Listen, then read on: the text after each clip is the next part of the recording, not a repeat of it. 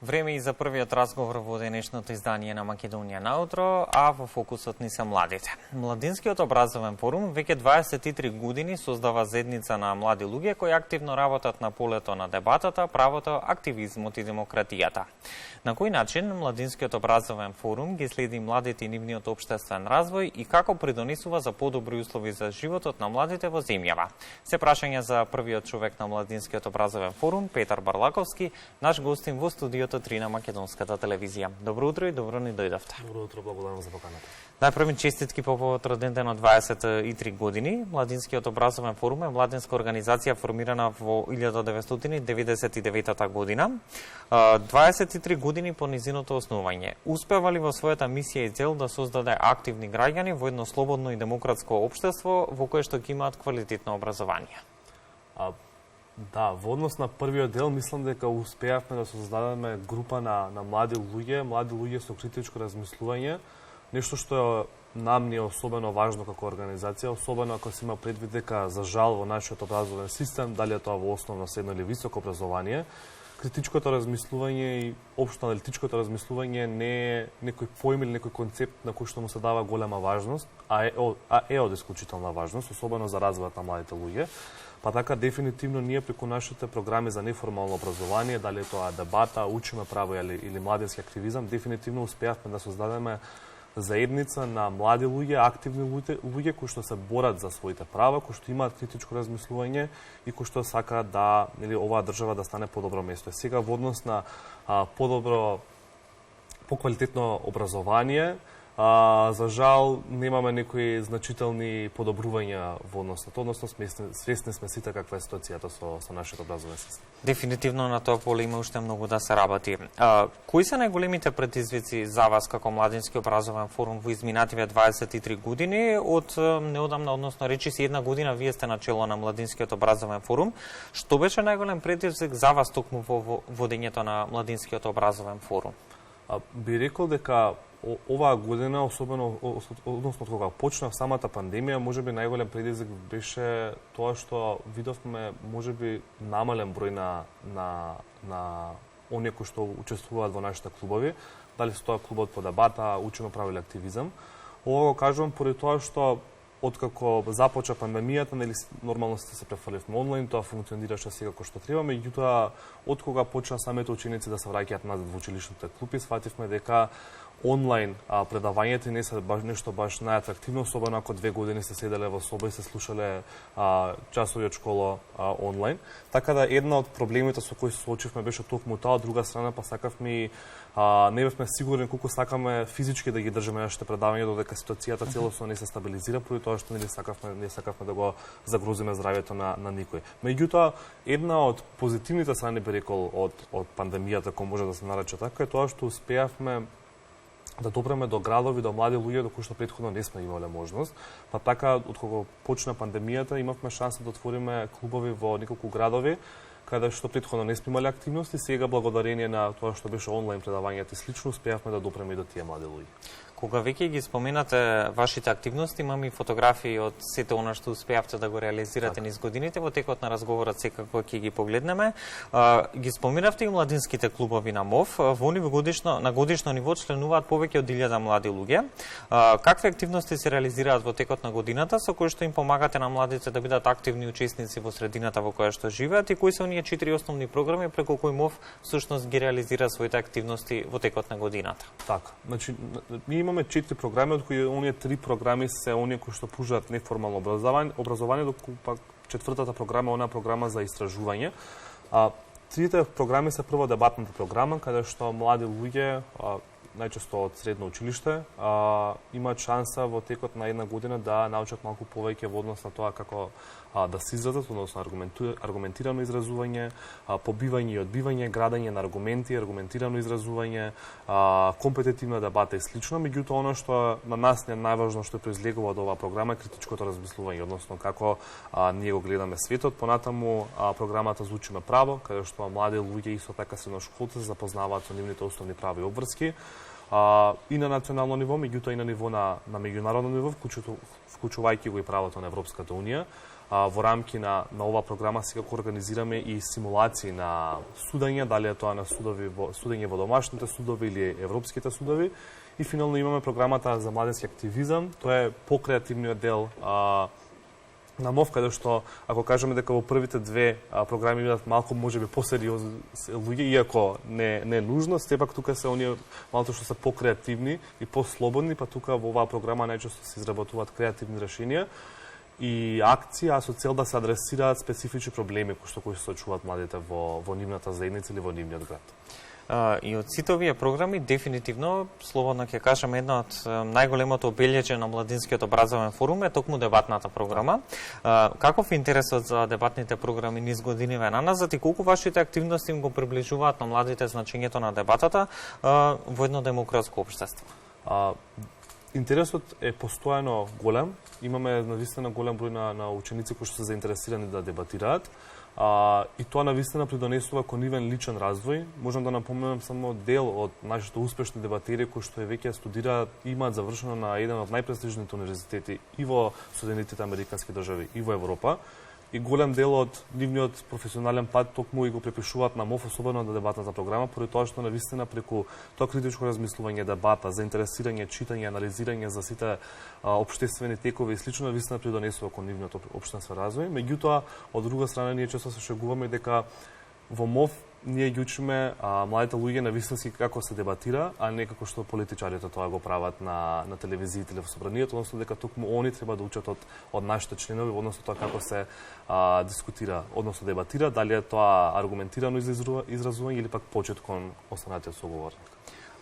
Нередко во фокусот на вашите активности ја ставате и медиумската писменост, која што е особено важна за младите луѓе со цел да научат критички да ги примаат сите оние информации кои што секојдневно добираат до нив.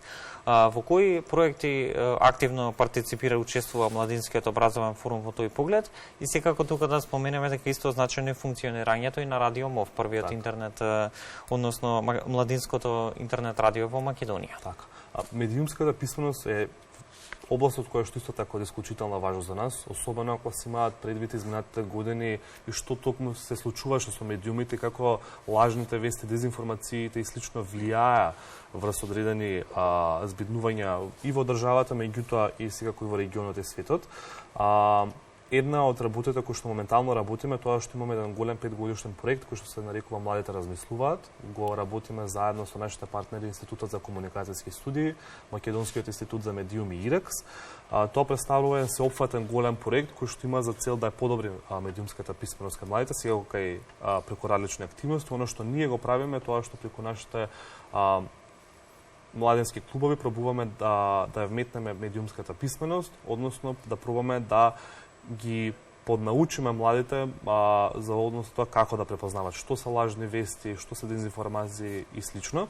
Иако морам да признам дека често се случува и младите веќе да знаат многу повеќе од возрастните, особено кога станува збор за медиумската писменост.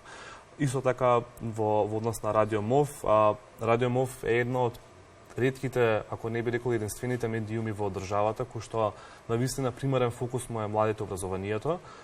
И верувам дека е така и препознатлив преку во однос на младата популација, дали е тоа преку споделување на вести за млади образование, меѓутоа оно што е исклучително сме горди е тоа што Радио МОВ исто така и дава платформа за млади уметници, млади писатели, луѓе што се бават со поезија, млади музичари и слично, односно платформа каде што може да се промовираат самите себе си.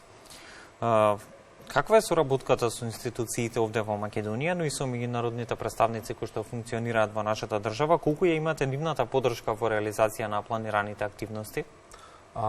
Би рекол дека имаме солидна соработка и со државните институции и со меѓународните институции. Секако во однос на државните институции некогаш се случува нели типичното ние не сме надлежни за одредена работа или пак да имаме одредени потешкоти или во комуникацијата за да стигнеме до одреден податок или заеднички да направиме нешто, меѓутоа сепак кога станува збор за некои крупни големи работи или за активности, сепак имаме некаква соработка, меѓутоа сепак соработката со меѓународните организации е далеку по-соопфатна и многу по-конструктивна. Тука би сакал да ги споменам Агенцијата на Обединетите нации за бегалци, со која што веќе ова ни е втора година каде што имаме проект, каде што пробуваме преку различни активности да го трансформираме наративот кој што го имаат младите луѓе спрема овие категории на луѓе, дали се тоа бегалци, баратели на азил, лица без државјанство, односно пробуваме да ги срушиме оние негативни стереотипи кои што за жал постојат во нашето општество и кои што се насочени кон овие категории на луѓе.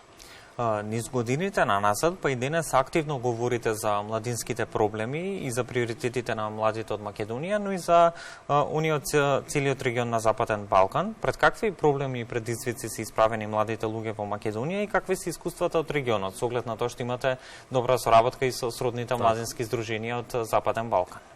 За жал, проблемите кои што ги има еден млад човек се исти, ако не и слични во однос на регионот, тоа се пред се невработеноста, односно економската нестабилност. За жал, во нашата држава, меѓутоа и во регионот, еден млад човек се сточува со лоши услови за работа, дали е тоа ниски примања, договори кои што се на определено време, кои што предизвикуваат нестабилност во однос на младиот човек, понатаму прекршување на работничките права. Често знаеме и сме сведоци на тоа дека голем број на млади луѓе и не се воопшто ни пријавени, то пак евидентирани како работници, туку работат или народски кажано на црно. Понатаму образованието, квалитетот на образованието, тоа е еден исто така од главните проблеми со кои се соочуваат младите луѓе. Сведоци сме дека средното, основното и високото образование секако навистина ни се во една многу лоша ситуација каде што не го пружаат она соодветно знаење што треба еден секој млад човек да го има, меѓутоа дополнително би рекол и општата атмосфера во државата, дали е тоа корупција, невладење на право, неказнивост и слично, да вистина влијат кон тоа да еден млад човек се чувствува несигурно и незадоволно во државата, меѓутоа и дополнително оно што е многу важно, а што треба да го знаат сите оние кои што не представуваат, дали се тоа во парламентот или во владата, тоа што младите во оваа држава имаат перцепција дека политичарите или владата воопшто не се грижи за нив, што е навистина фрапантен податок и навистина треба да се адресира тоа. Со тој податок во данас ако ќе го завршиме и денешниот разговор, последните истражувања во кои што беше дел Младинскиот образовен форум покажуваат дека населението стареа, дека 2/3 од младите сакаат да се иселат од државата и доколку им се пружи прилика би го направиле тоа. Од друга страна, уште едно истражување кое што го работевте лани покажа дека 83,9% од младите веруваат дека не можат да влијат врз тоа што и како работат властите. Дали младите луѓе во Македонија воопшто се вклучени во политичките процеси, во процесите на носење на одлуки, на политики, оние политики секако што директно ги засегаат младите луѓе? Би рекол дека за жал тоа е многу ретко.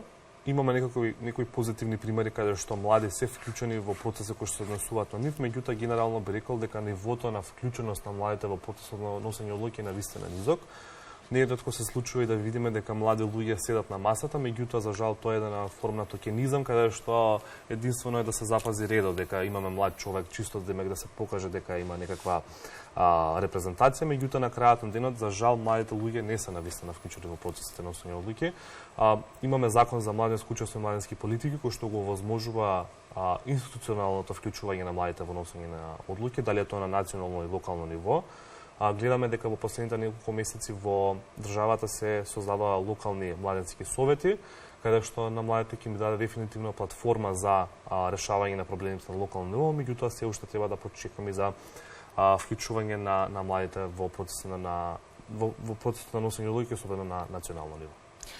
Петар, благодарам за гостувањето. Ќе ви го честитам уште еднаш 23-тиот роден ден на Младинскиот образовен форум, со желба и вашите залежби да променат нешто во статусот на младите во земјава и секако продолжете гласно да говорите во името на младите и верувам дека ќе бидат слушнати нивните барања и потреби, бидејќи младите се столб на секој општество, движечка сила на истото.